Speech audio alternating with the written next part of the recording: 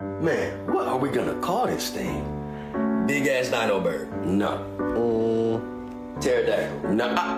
Actually, okay, that's not bad. That's not bad. How you spell that? P. What? What?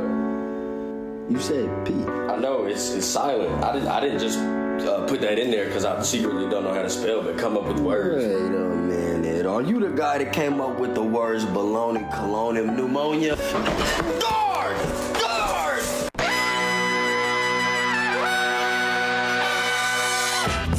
Heyo, and welcome to No Dunks, a basketball podcast on the Athletic Podcast Network. I'm your host today, Trey Kirby, and joining me here in the Classic Factory, it's Tess Mellis. Basketball lovers, you better be basketball lovers because there's a lot of basketball to talk about. This is for you. Whole lot of basketball to talk about it, and helping us make it happen. It's the man making the magic happen, SGA Kid. How y'all doing? What's up, Ash? All right, Ash, but we're excited because joining us live today from Paris, c'est un podcasteur magnifique. Bonjour, J.E. Skeets. Trey Kirby, Tess Mellis,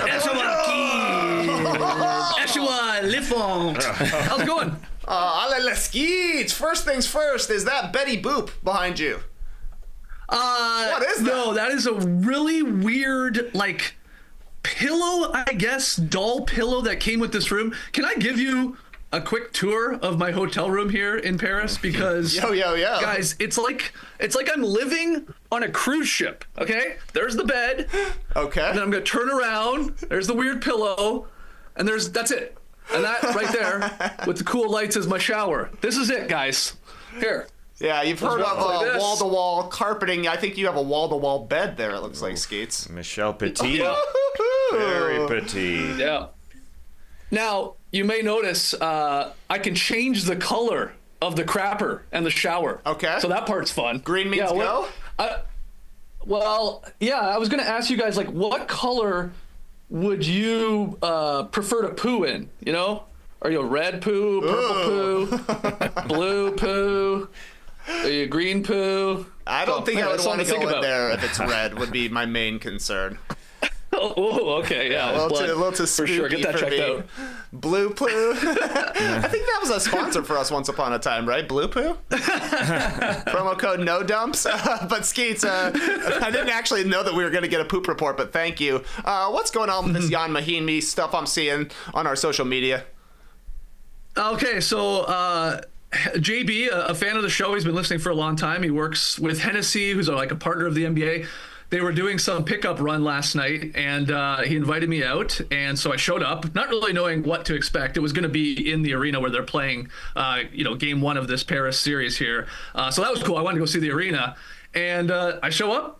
Jan Mahimi's there, and not only is he there, but he's going to officiate the game we're playing. This guy, he called me for 4 fouls in a very low-key pickup game. Now, okay, I think I deserved one of them, but man, I had a block early in the game, clean as a whistle, and he called a foul, so it was all good, but he was a great sport. I have this weird now signed photo of Jan Mahimi in his Wizards days. So yeah, he was there. That's the story. He was a Pacer once upon a time, huh? Yeah. Well, Yeah. He was a Spur, and he was a Pacer, Yeah. and then he won a championship with the Mavericks, Yeah, which did. I had sort of forgotten about. Yeah. But that's where the two teams, obviously, here in Paris, Spurs, Pacers. So, I mean, he was the perfect guy. No one could, he couldn't lose last night, no matter who won. Yeah, he couldn't lose. I saw, it looked like both teams were wearing Jan Mahinmi jerseys. Spurs versus Pacers. What else is going on? I know Tass was really excited to see if you were going to ask Tyrese Halliburton about his hamstring. It's important. Well, I haven't seen Tyrese Halliburton yet. I'll be heading to the arena as soon as I wrap up here with you guys in a couple hours at least. It's obviously the game's on at 8 o'clock local time, 2 o'clock for you guys on the East Coast there. Excited to see him. Excited to see Miles Turner, talk to him about Lego, and just get in there. And I think I'm going to try and attend the Commissioner Silver press conference. See what that guy's got to say. See, I'm going to ask him if he's wearing Skims. Yes, J.E. Skeets from The Athletic. Are you wearing Skims right now, sir? But anyway, I'm pretty pumped. And, there's you're seeing the odd jersey around the city. It's not crazy, but we're in the area by the arena, so maybe that's part of the reason. Wemby, the number one jersey that you're seeing out there, or is it, something off the wall, like a Jan Mahinmi Pacers jersey or something like that? Yeah, no, Wemby fever for sure. I've talked to like people either at bars or stuff like that here in the hotel, and you do get a wide variety of like fans for teams. Like a lot of people I've noticed have more than one team. The guy I was talking to last night was like, yeah, I'm a Mavericks fan, but I'm also a Cavs fan, and like he was like listing a couple teams, and I feel like that's unique for us. Obviously, North America, it feels like you sort of have one team and you stick to it, but over here they can sort of pick and choose. But yeah, Wemby fever. We'll see tonight. It's a Pacers home game. Yeah, okay. It is. So I'm sure you won't be able to tell that while watching on TV because I think it's going to be a pro Wemby crowd, but we'll see. Yeah, and then it converts to a Spurs home game on Saturday. Yeah. Oh yeah. Yep. So today, concession stands, you can get corn on the cob, but on Saturday you can get churros. I think is how it's going to work. Probably right. Yes. All right. That's right. Really strange arena, by the way. It used to be called Bercy Arena. I think it's called Accor Arena now. That's the sponsor. But it's like strange, man. I'll definitely take a photo and share it on our social media channels. But it's like it has grass on the outside, like sloped lawns, and then it's like weird architecture and just unique. But it's cool that it's like in the city of Paris. Very, very cool. Should be an exciting game. I don't know if you stayed up late last night, Skeets, to watch all these regular season games, these boring ones here on stateside soil. I saw you were posting that our international listeners are up pretty early in the morning to watch these games. It is weird to fire up your NBA app and see like all the games starting at 1 o'clock and then games starting at 4:30 in the morning. It's like, I said, like, I complain a lot as an East Coaster of those late games that are on the West Coast. Like, oh my God, I'm too old. I can't stay up till midnight. You don't know how good we have it. I mean, it's tough out here for an NBA fan in France, but that's why they're fans of those, those midday games because they're basically the perfect time for them here. But yeah, I saw some of the craziness last night that I know you guys are going to get into. You have no shortage of topics. You should just let me go and poo in my green room. All right. The green machine. Thank you. Skeets, thanks for joining us. We'll hear from you a little bit later this week. You don't have to take that camera into the bathroom. Yeah, come on in, guys. Come on in. All right. Got him. Got him. Keep him going, man. Keep him going. We're getting a slop drop, a live guys. slop drop right here. Later. Thanks for joining us, though, Skeets. We'll talk to you later. But he's right. Busy night in the Very NBA busy. last Very night. busy. We're going to play some What You Got. What you got? Hey, Todd Smellis. Yes, Drake Kirby. I'm going to tell you some topics. They're kind of related. They're kind of forced. Yeah. Doesn't really matter. We got there. Important stuff to talk about, like Shai Gilgeous-Alexander. He set a new career high with 54 points in a dominant win over the Jazz last night. Shai's first 50-point game of his career. Meanwhile, Cade Cunningham went for 29 points and 11 assists in a win over the Hawks, which moved the Pistons into 6th place in the Eastern Conference, which would mean a guaranteed playoff spot. So, Tassie, Incredible. What's more impressive, SGA's 54 or the Pistons being in 6th place? I'm going with the Pistons in 6. I can't believe I'm going away from Shai Gilgeous-Alexander and that magic. We will get there. But I was just more surprised with what the Pistons did in Atlanta after that Atlanta start. Jalen Johnson with that self-assist dunk. Woo. He sort of lost it in the air and dunked it down. But the Pistons really play defense for JB Bickerstaff. It is so impressive how they got after it. Asar Thompson was really great on Trae Young. That length bothered him. Trae only had 13 points. Other things that you don't expect from the Detroit Pistons, it happened in the third quarter. I mentioned Jalen Johnson. I would think if Jalen Johnson was leaping as high as he possibly could, and Isaiah Stewart was leaping as high as he possibly could, Jalen Johnson would dunk on Isaiah Stewart. Okay. But oh no, Isaiah Stewart with an incredible block at the peak. It was a great play where Jalen Johnson was on a runway after receiving the ball, and Isaiah Stewart just went and blocked him. A backup center like that with Isaiah Stewart wasn't expected when he started his career. But JB Bickerstaff said, you go to the bench, and he has become an incredible defender. This team is playing extremely hard. He blocked Jalen Johnson twice.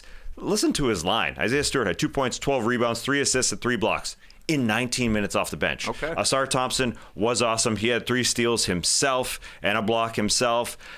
I know Cade had an incredible night. Malik Beasley gave the too small to Trae Young after hitting a shot over Trae Young. It is hilarious.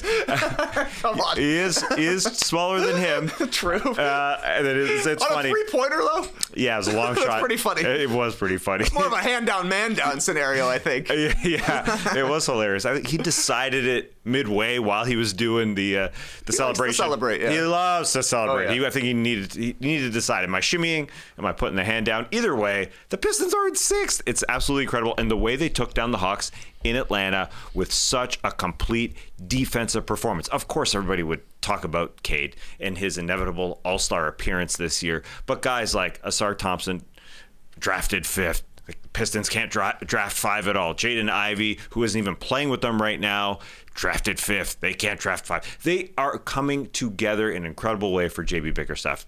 It is shocking. Yeah, that was a pretty impressive win, I thought, for the Pistons because Cade himself had 10 turnovers, first player in league history to have back-to-back 10-plus turnover games. The Pistons turned it over 21 times, and they won this one pretty handily. They were leading basically the entire game. Good comeback from the Hawks in the fourth quarter to get this one. Cade just, without Ivy there, there's a lot on his plate right now, obviously. He's got Dyson Daniels all over him in this one. They're trapping him. They're trying to get the ball out of his hands, and nobody else is really able to make plays. So, yeah, 10 turnovers is a lot, but who else do you want making the turnovers for the Pistons, right? At this point, it's got to be Cade. Doing a little bit too much, but Detroit's looking nice here. 12-4 in their last 16 games. Like I said, they're up to 6th in the Eastern Conference because I think they were maybe a half game back of the Hawks coming into this one. So a really, really big win. But you look at the standings, and it feels to me like Detroit is pretty firmly right in the middle right here. Top of the East has got to be Cleveland and Boston, followed closely by New York and Milwaukee. But then there's a mix of 5 teams. Indiana, Detroit, the Hawks, the Magic, and the Heat, who all are pretty close in their number of wins versus losses right now. Like, I think Detroit is in 6th right now, but they're a game out of 9th place. So it's pretty close. Who do you favor getting the 5 and 6 seeds in the Eastern Conference here between the Pacers, Pistons, Hawks, Magic, Heat? Wow. The Pacers are playing incredible ball. And the Magic obviously don't have their starting point guard in Jalen Suggs, so that is prominent in the way they play. They've played poorly without him. So I think it's Indiana and Detroit right now. To take that away from the Magic stinks, but they have overcome injury after injury after injury, and they can't do this with Jalen Suggs. So you just talked about Cade Cunningham on the Pistons and how they don't have a lot of ball handlers and help. The Magic don't either without Jalen Suggs. So it's wild to say, but I'm taking Indiana and Detroit amongst those. And I think when we talk about the ball handlers on Detroit, we're going to talk about the trade deadline and whether or not the Pistons are going to go and get another one for Cade because he leads the league in turnovers, which is a shame, I guess, but it doesn't really matter because he has to, and he has absolutely grown here. Year 4, he looks so good. This team has been nowhere close to 6th spot in January while Cade has been there. So this is incredible for them. But we do have to talk about Shai. We do have to talk about Shai, but real quick, I got to mention yeah. Bogdanovic. He's on a terrible run right now, 0-for-9 in the loss to the Pistons. That followed an 0-for-4 game against the Knicks, so 0-for-13 in his last 2 games. Prior to that, 2-for-4 against Boston, 1-for-10 against Chicago, 3-for-13 against the Suns. He's shooting 37% on the season, 30% from 3, both career lows.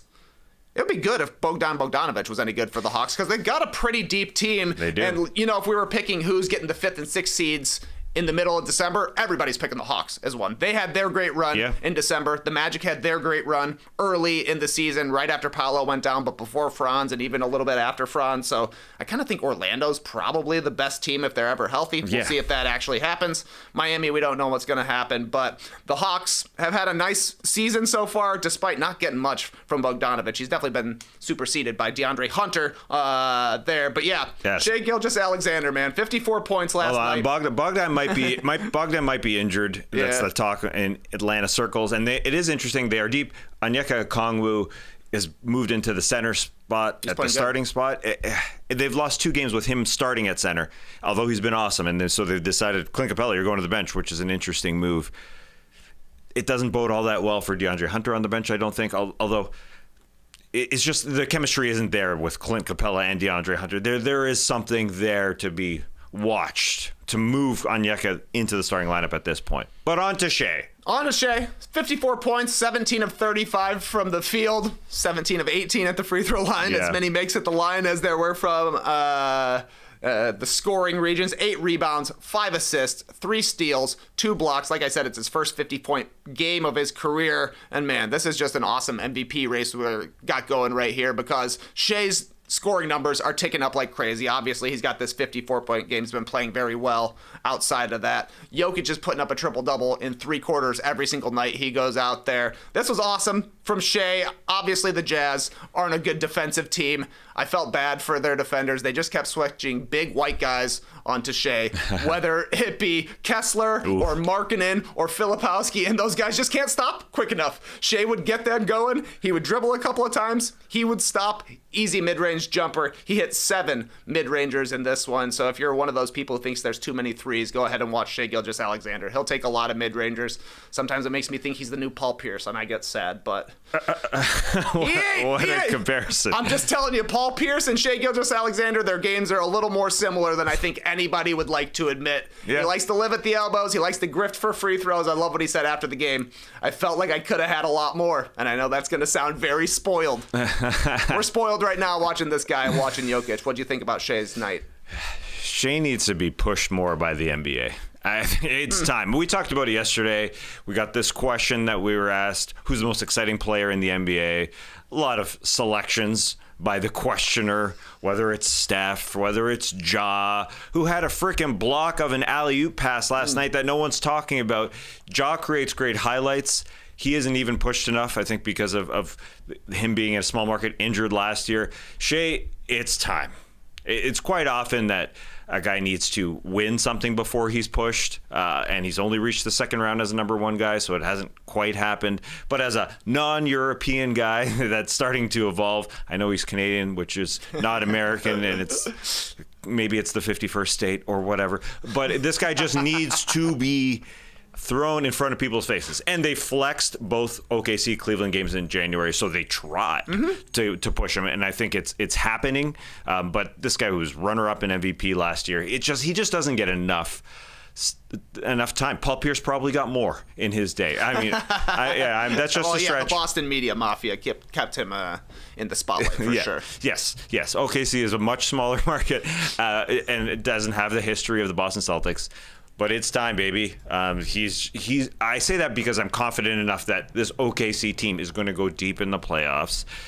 They probably will reach their first conference finals, although there are some other teams that are going to give them some push, an attempt. And they've pushed Anthony Edwards, who made his first conference finals last year. It's time for this guy, who is magical, as you said, a non-3-point shooter. He did go 3 of 10 from 3-point line yesterday, but he just is so quick, whether it's Walker Kessler, Lowry Markkanen, every white guy. When John Collins was on him, it didn't matter. This guy is too good. Yeah, too good, and the Thunder are awesome. They're like 7 games up on second place in the Western Conference, which I think is, like, Houston is second place in the Western Conference after last night. I think they're closer to being the 11th seed than they are to being the 1 seed. So, I mean, OKC is running away with the West right here. Obviously, Shai's scoring 30-plus per game.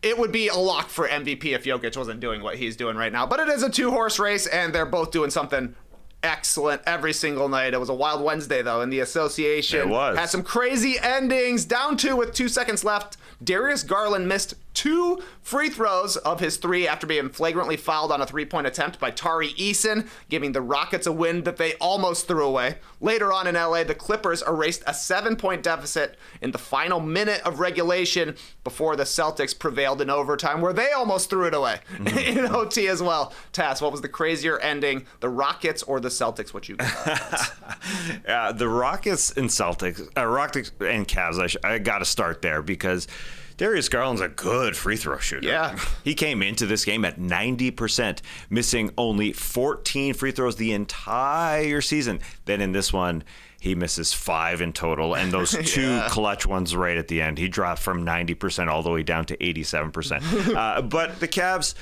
were outplayed in a lot of by the Houston Rockets. They had to have a 19-0 run in the fourth quarter to make it a close game. It's so weird with the Houston Rockets because I say they were outplayed. It was an ugly Rockets game. They gave the ball Yes. away over and over and over again. So this one, although it was a great night in the NBA, this one wasn't a spectacular game to watch, I don't think, because they had 22 turnovers. That's not them. They're 8th in the league in turnovers, averaging under 14. But a weird stat, when they have 20 or more turnovers, they're 5-0 this season. What? It's a really weird one. Doesn't make a lot of sense. But that was an uglier one. The Celtics-Clippers one, that was unbelievable. Yeah. Because the Clippers were literally starting one of their starting 5. No Kawhi, no Harden, no Powell, no Zubats. But if you watch Derrick Jones Jr., who went to the NBA Finals with the Dallas Mavericks last year, to watch him and what they're doing, he is the perfect complementary guy. He was so good last night to finish off that fourth quarter with the steal and score and then a block to send it into overtime. 29 points, that guy. He is just the perfect complementary guy to Kawhi and Harden. So it's hard to say which one was more surprising because there's missing guys, ugly game. Yeah. More surprising, though, I think it's got to be the Rockets winning that one, just because, I mean, the 3-point foul by Tari Eason was pretty bad. The fact that it got called for a flagrant because he definitely landed under Garland. That was the right call. Yes. Landing, or a reckless closeout, they call it. That's weird to see in the last couple of seconds here. But then, yeah, Darius Garland, who was having a good fourth quarter. Like, he had made some big shots in this one. I think he was 3 for 5 in the quarter, hit some threes. Like you said, 90% shooter. Missed the first 2 as well. They still had a look at it for Donovan Mitchell in the corner, but Amen Thompson was all over him. Tough shot. Nice win for the Rockets, and I thought that was pretty impressive because the Cavs definitely had the momentum in the fourth quarter. They turned around a double-digit lead just like that. They went on a 19-0 run. They were in zone, and it looked like Houston had no idea how to get any shots. Dean Wade hit that corner 3. They're forcing all these turnovers. And then Fred VanVleet, back-to-back jacks. He also hit a free throw, a 7-0 run all by himself. Like you're saying, it's not always the smoothest offense for the Houston Rockets, especially during clutch time, and the zone was definitely freaking them out, but they scraped it through, and they may have gotten a little bit lucky. What'd you think of that foul that was called on Jared Allen on the rebound is what that sent Şengün to the line to shoot free throws, ultimately ended up being the couple of points that got him the win. Yeah, Şengün, who's having his worst free throw season of his career, but he was great in that performance. When I looked at that one, I think he can go either way. I was totally fine with it being called. The other one where Tari Eason was an offense for defense substitution and then landed underneath Darius Garland, a far more prominent, clear foul rather than the Jared Allen. I was good either way. I don't know. Are you okay with that Jared Allen call? I don't know. I mean, I don't think they probably call it if it's a playoff game. It was just guys getting mixed up underneath. So I guess they reviewed it as well, and it still stood as a foul, even though I think the Cavs won their first challenge on a Mitchell strip and then lost. Or that one was upheld. But I mean, they were mixing it up. I don't know. Yeah, you mentioned the playoffs there, and you mentioned how the Rockets were able to hold off, and VanVleet was able to do his thing because it looked like the Cavs were going to take this thing. I had, maybe I'm flashing ahead, but I saw the Cavs go on that 19-0 run, and I said, whoa, this is what a playoff team needs to be able to do. It's a little Warriors-like. And then you see the Rockets be able to fight back, and you say, wow, this is what a playoff team needs to be able to do. And the Rockets aren't getting a lot of credit, even though they're second in the freaking Western Conference, until they actually are able to do it in the playoffs. So the West is going to be so fun. As we kind of say every year, I know I say it, as months beforehand, it just looks like these two teams are prominent, and it's going to be interesting to see what the Rockets do with 2 weeks here before the trade deadline. Are they going to try and, go for it? Is there somebody that they can add? But either way, I'm looking forward to see what this team can do in the playoffs, because it does feel like being able to hold off that win was the crazier one. Because they don't get enough credit. Yeah, I think the last couple of weeks of the regular season, when we get into April, is going to be some straight up shenanigans going on because teams are going to be so close in the standings, and they're going to have their eyes on which teams they want to play. So there's going to be a lot of schedule rests and things like that. Everybody trying to game the system, figure out where to go. It's going to get weird. You're totally right. The Celtics, they just couldn't stay out of the left corner for whatever reason on their last 2 possessions in regulation, up to with 15 seconds left. It's Jaylen Brown gets trapped in the corner. He tries to kick it out, steal by Derrick Jones Jr., coast to coast for the layup. Then their last possession in overtime, Jason Tatum gets trapped in the exact same spot. He kicks it out, and Derrick Jones Jr. blocks Derek White. Sorry, that actually sent it into overtime. But then, the Celtics, had a 7-point lead with a minute and a half left in overtime, and the Clips started hitting threes, getting turnovers again, but somehow the Celtics pulled this one out. I think they were giving the game ball to Jaden Springer. He deserves it.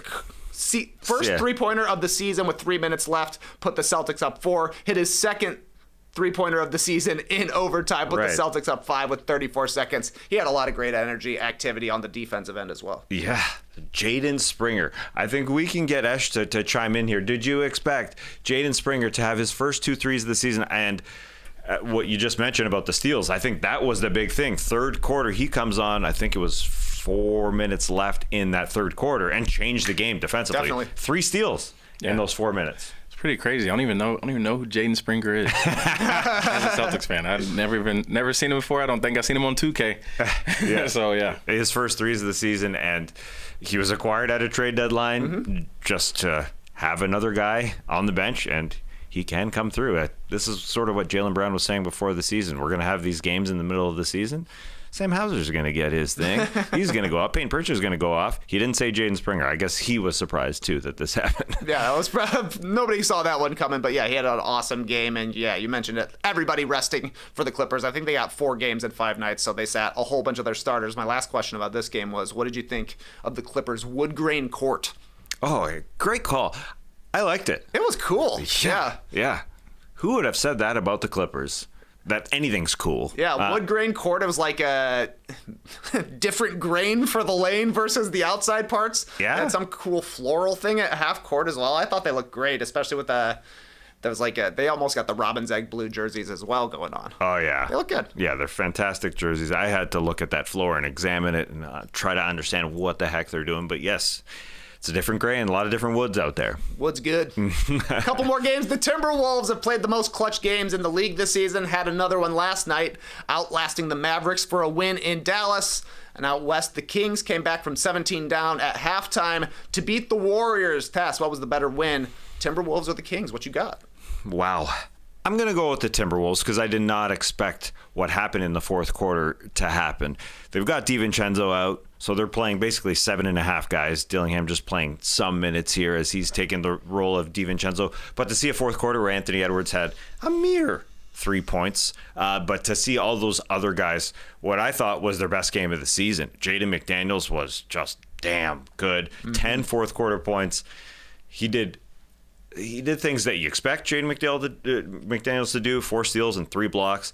But the aggressiveness, the drives to equal 27 points, I thought that was his best game. I thought this was Mike Conley's best game. Yeah, he was coming through. He's inserted into the starting lineup now with DiVincenzo out and definitely with the big toe injury, 18 points, 8 assists. And Rudy Gobert didn't score a ton, but I thought the effort on the defensive end was very important. It looked like his best game for me. Naz Reid obviously chipping in the fourth quarter. Julius Randle doing good things, even though not a good stat line, but the drive and the steal in that fourth quarter. So it's all being put together like it's a lane with different wood grains. Like this is the puzzle is happening. They get to the fourth quarter every single time, and they just can't figure it out. But I think they are all on the same page again without the guy they just inserted into the starting lineups, which would be an excuse if they lost. But they put the Mavs away.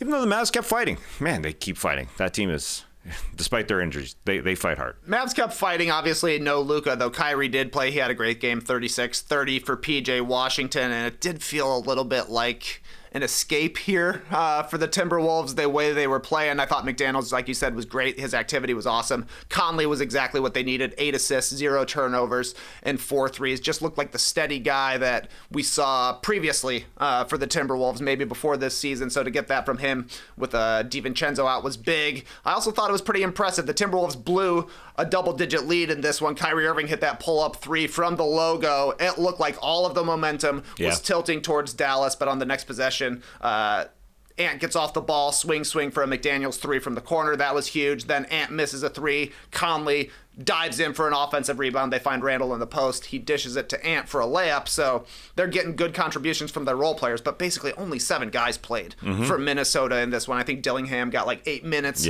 something like that. And Minnesota did have a 9-point lead with 2.5 minutes left. They gave up 4 offensive rebounds and 2 3-pointers in the last 2.5 minutes. It was mostly with Randall as the only big. No Naz Reid out there, no Gobert out there.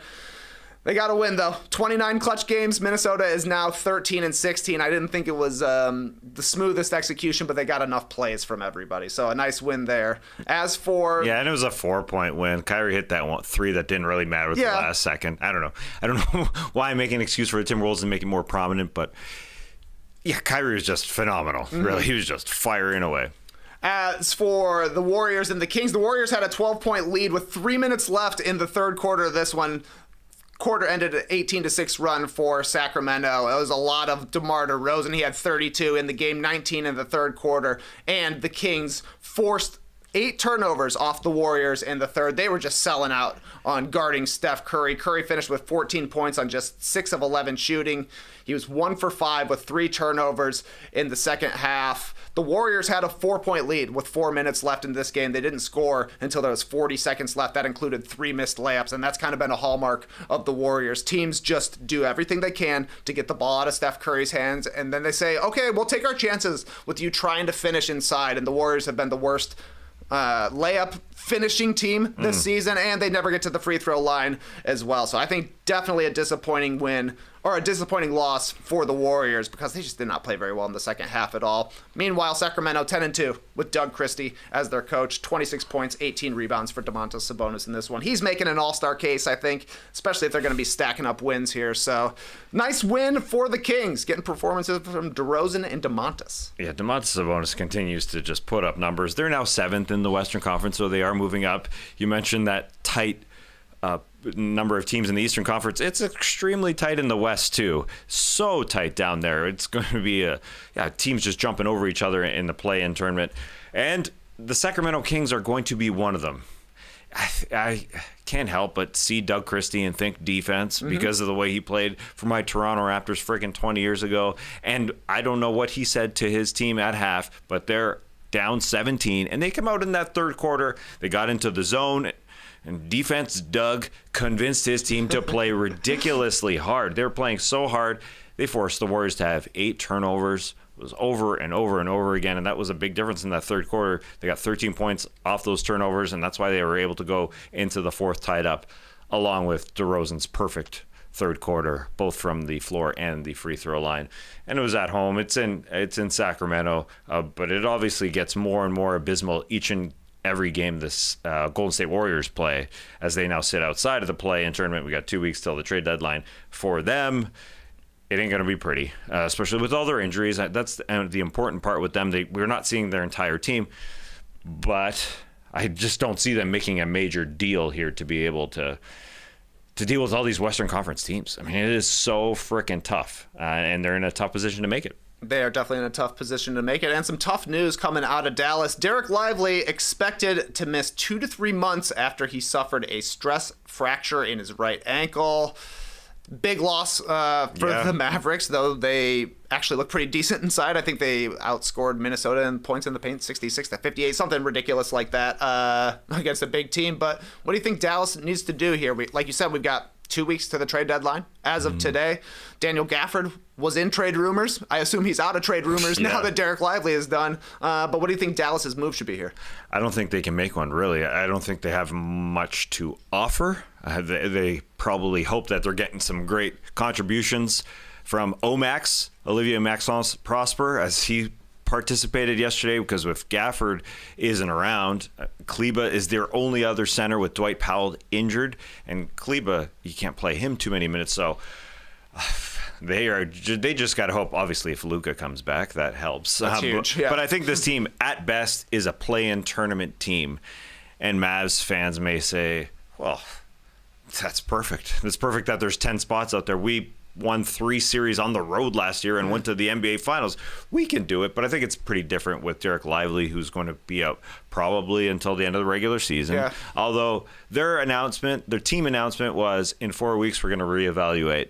And the other reports are 2 to 3 months. So it's probably going to be into April. And foot injuries, big guys, he's got to get into some sort of flow, even though he's knows what he's doing with this team. It's all Luka and Kyrie, and you do your thing, and he's so good at it. I still think that at best you're a play-in team, this team that's 3-10 over their last 13 games. Not good. But they do keep fighting, and I'll continue to say that. But the top of the West is even tougher than last year. Yeah, they won 3 times on the road, but OKC, who they beat last year in the playoffs in the second round, is better.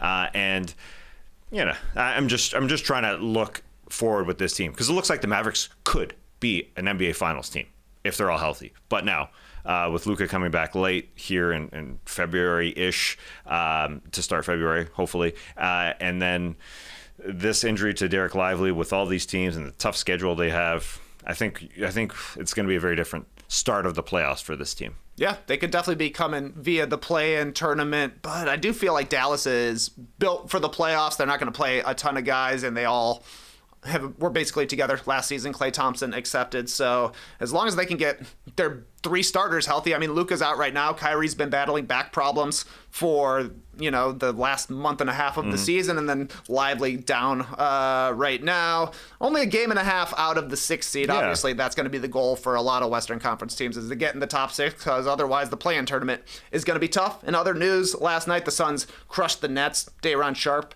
dunked on the wrong basket for Brooklyn. Tough stuff. The Grizzlies had a highlight fest against the Hornets, including a Luke Kennard dunk. Luke Kennard got a dunk in this game.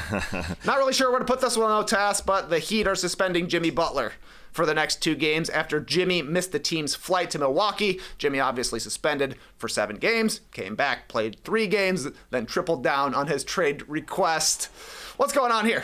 We're going to see Jimmy Butler play again for the Miami Heat. They've got 5 games before the trade deadline after tonight's game against the Bucks that Jimmy suspended for. They play Saturday against Brooklyn, then 5 more games before the trade deadline. Will Jimmy ever be a Miami Heat again?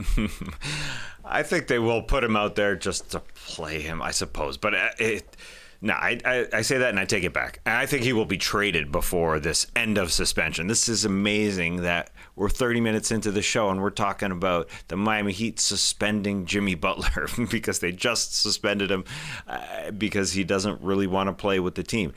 I watched that Phoenix Suns beat the Brooklyn Nets yesterday. I watched that game and I thought, the Suns are playing inspired ball. They're ready for Jimmy Butler to come. At the same time, Brooklyn were missing both their Cams in Cam Johnson, Cam Thomas, no Ben. They weren't starting, and they weren't playing a lot of their guys, and so they won. No big deal. But this Jimmy Butler thing it's happening. The trade is happening, because I don't think you're Pat Riley and say, you know what, if we're going to suspend this guy because he's just not very nice to us. If there's no possible trade out there, I just think you wouldn't do that if the trade wasn't imminent. But again, Pat Riley is just a badass. He's extremely hard-headed, so I guess there's a world where there isn't a trade happening, but I don't see it happening. I think this trade it's gotta be. Gotta be happening. I hope they trade him. I hope they trade him, because otherwise we're gonna get another 2 months of Jimmy Butler saga, because he's still gonna want to be traded in the offseason if he ends up in Miami, and it'll just be like such passive-aggressive stuff like this. It's just, it's already getting weary. I'm already weary from the Jimmy Butler trade saga, and this is a guy I usually support, even his antics and stuff like this. But, come on, man. It's so you missed a flight on purpose, Missed a flight, yeah. And then the Heat have to let it be known that you're just not a franchise to mess around with. I guess that's what they're saying. But this is also something that it's not a headline that NBA player misses flight. They could have just, swept it under the rug type of thing. Sure. But, I mean, the Pelicans just suspended Zion. Yeah. For being late to a flight. Yeah, which was happening over and over and over, probably for years, where he was missing. But the interesting thing is on the Phoenix side, it just works out perfectly for Matt Ishbia. I am predicting that it is going to happen, that it just sure feels that way. but it feels like the Phoenix Suns want to pay Jimmy Butler for a long time. It feels like the Phoenix Suns are ready to pay Jimmy until he's 45. I don't know. Until he's 40, I guess. I mean, this guy's going to be turning 36, has got a year left on his contract that he may or may not opt into, but they're willing to pay him. And I can't wait to see if it'll pay off, because this team with Jimmy, as we talked about on yesterday's show, feels like at best a second round team. And Jimmy's only getting older, as is KD. They are not able to play much longer at a good rate. I mean, he could help a team this year in the playoffs for sure, but it doesn't feel like they're going to be all that good. Yep, I'm with you, but we still got 2 weeks. And they haven't traded him yet. With Jimmy, we still got 2 weeks. Yeah. Because it's slop season, we got passes and briefs and rumors from people I've never even heard of. Let's tackle them all in the Up-Down Report. Preparem your tubes. It's the Up-Down Report. Oh, yeah. Oh, yeah. I love slop season. Have something, you can get a tweet that says, who's getting involved in the Patrick Williams sweepstakes? Wow. Yeah, you'll see sweepstakes attached to players that you never would have thought would have a sweepstakes. No, because they just signed him to an extension, and there's already sweepstakes. Who wants him? Who wants him? 8 points a game. Come and get it. But Shams is reporting over at ESPN that LeBron and AD are, quote, growing concerned about the Lakers' ability to make significant roster upgrades, and they want the franchise to make moves to contend for a championship, with the co-stars believing the Lakers are potentially a piece or two away. Tass, are you up or down on the Lakers getting help at the trade deadline, going for a championship? I'm down on it. I do not think that it happens. I think JJ Redick is doing the right thing as the head coach and talking about his roster as currently constructed, and will improve internally as Jared Vanderbilt comes out and plays this weekend. He said, bad teams reject their roles, good teams accept the roles, great teams embrace the roles. Hey. And we are verging, as he said, into that great teams embrace the roles. And I think the only thing that's going to happen is Jared Vanderbilt coming out and performing for this team, because he is such a good player. And like JJ Redick, talks a great game and does the right things that this team needs. When he was interviewed, he said, I wanted to rebound, defend, be vocal. That guy is a perfect switchable defender around Anthony Davis and LeBron. The other part of that starting lineup is Austin Reeves and Rui Hachimura. Rui Hachimura, big question. Why that's not working all that well. I say that's the starting lineup. JJ is going to play around with it. I think Dorian Finney-Smith has played extremely well for them, closing games, even though he's not starting. But I say Jared Vanderbilt's going to be the guy. I mean, when he started last year, 6 games, he averaged 10.5 points on 66% shooting, 5 boards, almost 2.5 steals. He's part of the plan. Like Pat Williams in Chicago, they just signed him to a deal, basically. It was 2023. They signed him to a 4-year deal. So there's 2.5 years remaining on Vanderbilt. So all that to be said, would they want another guard? Yeah. They'd want another ball handler.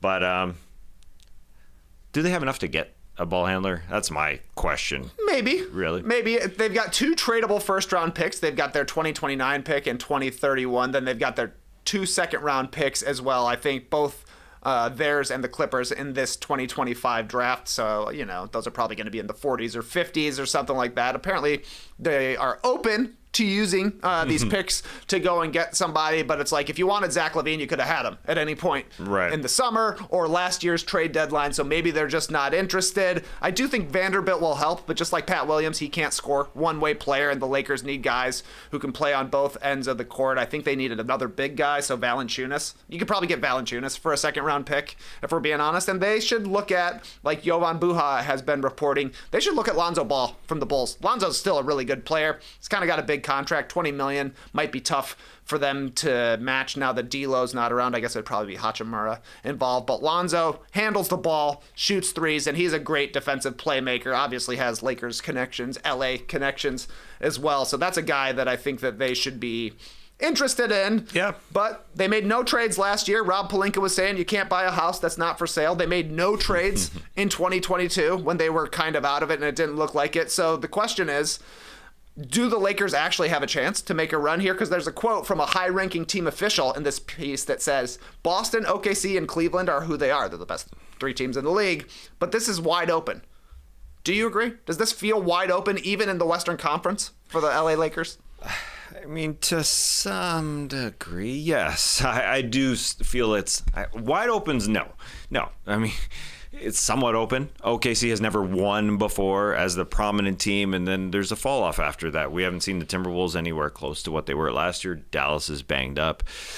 Denver, I think, is part of that contender list, but I think you look at it, and when I say all those teams, you could look at that lineup of teams and say, yeah, we could get there. Sure. So I do think, yes, as one of those, second tier teams behind OKC, you think, yeah, we could do this. And because OKC hasn't won yet, yeah, you can do it. But Alonzo Ball, I read Jovan Buha's piece. I listened to him on the pods, and then you start to look at Alonzo Ball, extremely talented guy, playing under a minutes restriction though.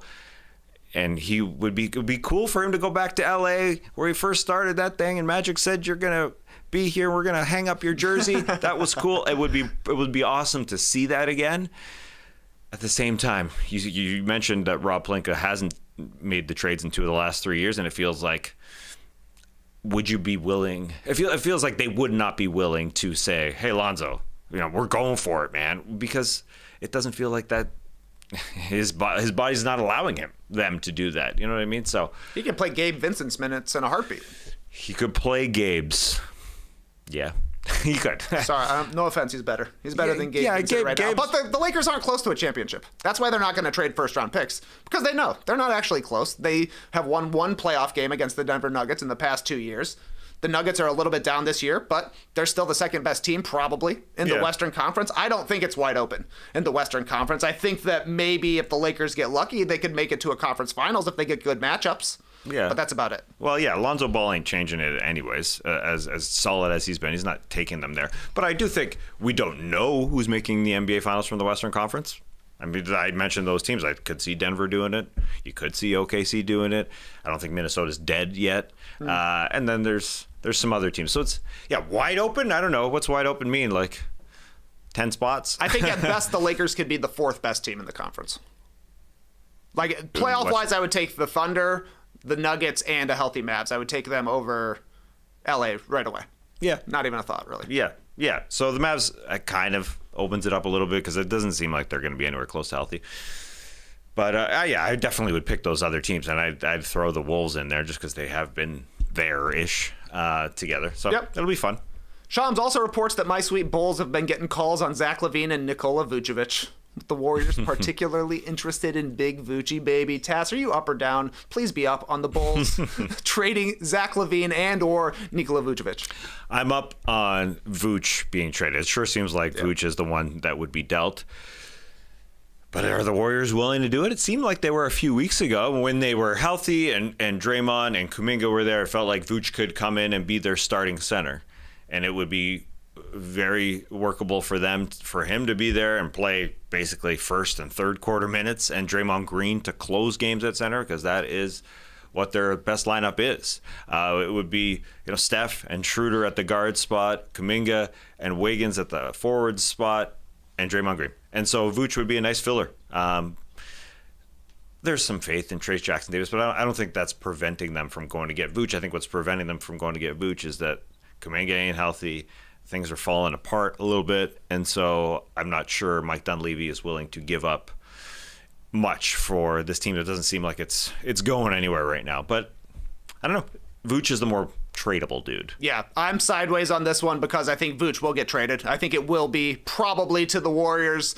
It's not going to cost much to get him. Yeah. Salary, second-round picks, and he's a guy that obviously helps their team. He can rebound. He's shooting the three well this season. Steph Curry has literally never played with a stretch five. Like, David West is kind of the closest that he's ever had. So I think that makes sense there. Hilarious to imagine Draymond Green watching Nikola Vucevic's defensive rotations. That will be very funny to watch. LaVine's a little bit more uncertain. I'm seeing a lot of Bucks rumors with Zach LaVine right now. I think they're realizing he's better than Bradley Beal, and he doesn't have a no-trade clause, and he's younger, and he might actually be healthier. I don't know about that one, but it seems like the Bulls might be able to get a better return for him in the summer, and they got to be loving it right now. Zach LaVine playing well. They get to have their cake and eat it too, because they're going to be the 10th seed in the Eastern Conference. The Bulls are going to do that unless somehow the Sixers get healthy and start winning games, which I don't know if they want to. But because the Bulls are still so bad, they're ninth. They have the 9th worst overall record in the league, and they need to finish in the bottom 10 to keep their pick. Otherwise, it goes to the San Antonio Spurs. It's just hard to see the teams that are below them, or I guess above them on Tankathon, having better second halves to the season than the Bulls do. So they might be able to keep LaVine, make the play-in tournament, and keep their pick, which is like the perfect threading of the absolute middle in the NBA that teams love to do. No team loves it more than the Bulls than staying in the middle. Yeah, they could emulate what the Dallas Mavericks did a couple of years ago and just tank it, baby, and go get. They were able to get Casey Wallace out of that, which turned into Derek Lively as they made the NBA draft trade. So you could see the Bulls doing that for sure. I do love the idea of opening the floor for Steph and Schroeder with Vooch shooting threes. Of course, it makes sense. I just don't know which team. If they feel like they could do it, that's the question. If they feel like they could trade for him, but you're right. It doesn't cost a lot because it hasn't costed a lot for a lot of players here in the last couple months. Yeah, exactly. Like Dorian Finney-Smith going for second-round picks. Nick Richards going for second-round picks. Vucevic is probably higher in the pecking order than those guys. At least he's got a little bit of a pedigree, but still, it could be an incremental improvement for the Warriors, I think, in Vucevic. Like, if they want to make a run at the championship, Vuce ain't getting it done, but it makes them a better team. Gives them a better chance of getting into the playoffs and locking it down. Our final piece of slop from Shams: the Pistons are, quote, expected to be significant players to take in salary along with an asset, or to utilize that space for an upgrade ahead of the deadline. So, Tess, are you up or down on the Pistons upgrading at the trade deadline? I gotta say I'm down. I don't think the Pistons are going for it. They just see this young core, all these number 5 draft picks, and I think Trajan Langdon, who leads that front office, who was with David Griffin in New Orleans and seeing what's happening there, probably says to himself, let's play it slow. Let's not go for it right here and right now. Although you can see, beyond their core of Cade, Jay Nivey, Sar Thompson, Ron Holland, even there's the younger guys, they do need something. There's no doubt. It would be beneficial for them. So I'm sure they're calling Sean Marks and saying, what about Cam Johnson? As everybody is. Everybody's talking about Cam Johnson. Cam Johnson would be perfect on this team, as he would be perfect on basically every team. And I don't think he's too old like other stars would be to fit in with the Pistons timeline. Cam Johnson, he's in his prime. He's turning 29 soon. He's having a ridiculously good year, 19 points. It's shooting 49% from the field, 42% from three, and 66% true shooting percentage. That's great because he is such a high option there, whether it's, depending on the night, he's the number 1 or number 2 option. But I don't think you push too fast if you're the Pistons.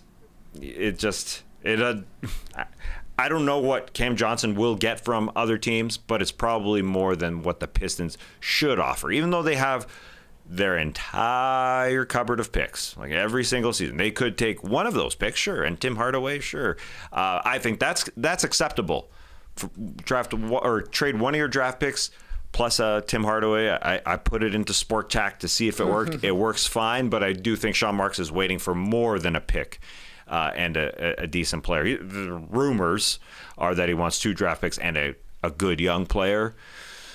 I don't think the Pistons should even do a good pick and one of their guys that they've put so much time into. I don't think that's the move. Yeah, I can see them making a move for Cam Johnson. He's literally the only guy that you can see making sense. Like you said, he'll be 29 once they go into the playoffs. He's signed through 2027, so you get to keep him around a little bit, but it's probably going to cost a little bit too much to get Cam Johnson, and they don't need to do that kind of move at this point. They also do owe a first-round pick to Minnesota. It's top 13 protected for 2025, top 11 next season, 2026, and then top 9, 2027. Right now, currently, Detroit would have the 17th pick, which would mean they would lose their draft pick to the Timberwolves, but they're only 2 wins up on the 12th place team, which they would keep their pick. Pistons also have a ton of extra second-round picks that they got from, like, facilitating trades for the New York Knicks. So they could come off their seconds. They could be another Lonzo Ball team as well. Ball handler, three-point shooter. They've got the cap space that it could work easily. So I would do a smaller move using one of those extra second-round picks and then see what you need after, whether it be the play-in tournament or even making the actual playoffs. See if you need anything else, because this has already been a win of a season for Detroit, and they could set themselves up for a nice little run, because other than that Minnesota pick, which you probably wanted to convey right away, like, get that obligation out of here. Then you can trade picks, or you can actually use your draft picks to get somebody later in the first round. Maybe that works out for Detroit, but we shall see. I think they'll probably stand pat except for something minor. The Pick'em payoff test. The Pick'em payoff. Well, let's get to it. Boston, LAC last night. It was me and you had the Clippers plus 9.5, and they pulled it out in overtime. So that's a win for me and you, a loss, and for Skeets. Skeets had the Clippers as well. Yeah. Loss for Eshua, unfortunately. Tell me about our Pick'em game today. Yeah, that loss for Esh and win for Skeets makes this just a 2-game. Wait. I don't know how you feel, Esh. You're leading by 2 games, so you should feel good going here towards the end of January. How are you feeling? Like I said yesterday, not actually confident, but if I can stay right in the middle. Yeah. If I can just stay right in the middle, then everything will be fine. So that's what I'm still just kind of aiming for there. Yeah, you got your Atlanta Hawks hat on. We have been here in Atlanta very much in the middle for several years. Always in the middle. That's what's going on here. But tonight, we're going to Paris. I decided we just should do this team. We should do this game. Spurs visiting the Indiana Pacers in Paris. Why is Indiana the home team? Who knows? They're the 2.5-point favorite. Indiana is as the home team. So I guess when it goes to Saturday and the Spurs are the home team, they're 2.5-point favorites, I guess, for some weird reason. I don't know how Vegas works it, but that's what's going to happen. I think the Pacers are feeling great. You mentioned Tyrese Halliburton's hamstring injury. Yep. That's actually a groin injury that he's recovered from. Everybody was worried about the hamstring being a prominent injury with him going back to last year, but it wasn't a hamstring. I heard my man Jared Greenberg be the first to say it's a groin injury. So all good, and he came back and he looks great. So that's why I'm comfortable taking the Pacers, as is Skeets. But you guys are thinking Trey Esh. Yeah, Wemby's at home. That's right. This is actually a home game for that guy. Wemby doesn't lose in Paris unless it's the Team USA. Okay. Yep. He didn't lose with the 72s? I mean... No, I think they had an undefeated season. 2 lottery picks, man. Him and Bilal together. You know who's a guy I like watching play for the Pacers right now? Jarris Walker.